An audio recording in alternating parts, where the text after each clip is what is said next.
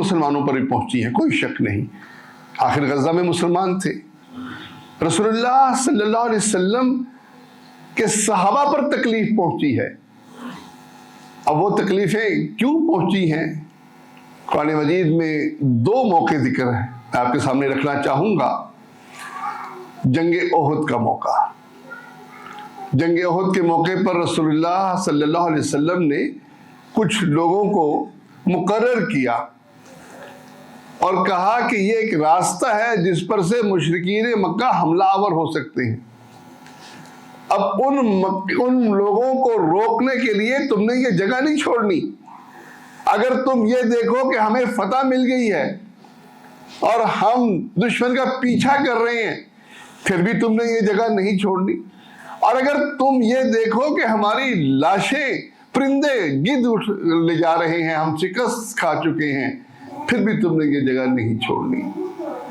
आपने अब्दुल्लाह रज़ियल्लाहु अन्हु को उनका अमीर मुकर्रर किया, 50 तीर अंदाज वहां खड़े किए।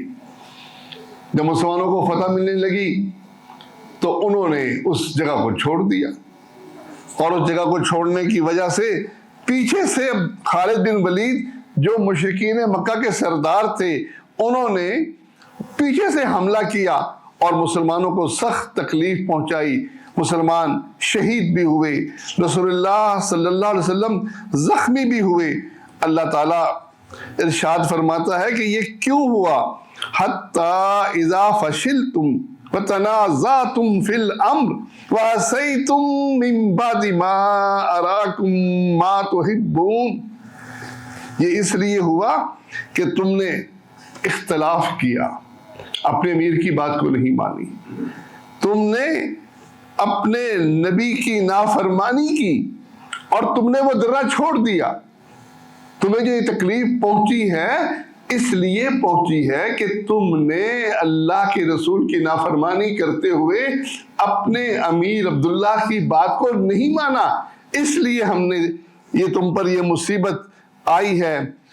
और फिर फरमाया कि हमने तुमको माफ कर दिया, वलकद अफा अन्कुम, बेशक हमने तुम्हें माफ कर दिया है।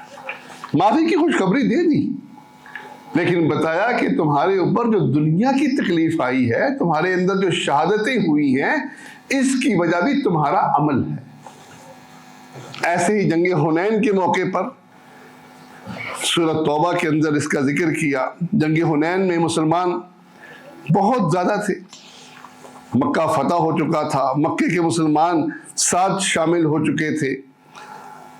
अब उस मुसलमानों की कसरत को देखकर मुसलमानों ने यह गुमान किया कि हम तो आज बहुत ज्यादा हैं, हमें शिकस्त कैसे हो सकती है। अल्लाह ताला ने वो नक्शा खींचा है, इज़ आजबतकुम कसरतुकुम, जब तुम्हारी अपनी अक्सरियत ने तुम्हें गुरूर में डाल दिया, तुम इस पर तुमने ताज्जुब किया और तुम इस पर खुश हुए अपनी अक्सरियत को देखकर। फिर अल्लाह फरमाता है फलम तुगनी अन्कुम शैया, तुम्हारी ये चीज कुछ काम नहीं आई। वज़ाक़त अलैकुमुल अर्ज़, और जमीन अपनी कुशादगी के बावजूद तुम पर तंग हो गई और तुम मुंह फिर कर चल दिए। सिर्फ इस फख्र की बिना पर तकलीफ मुसलमानों को भी आई।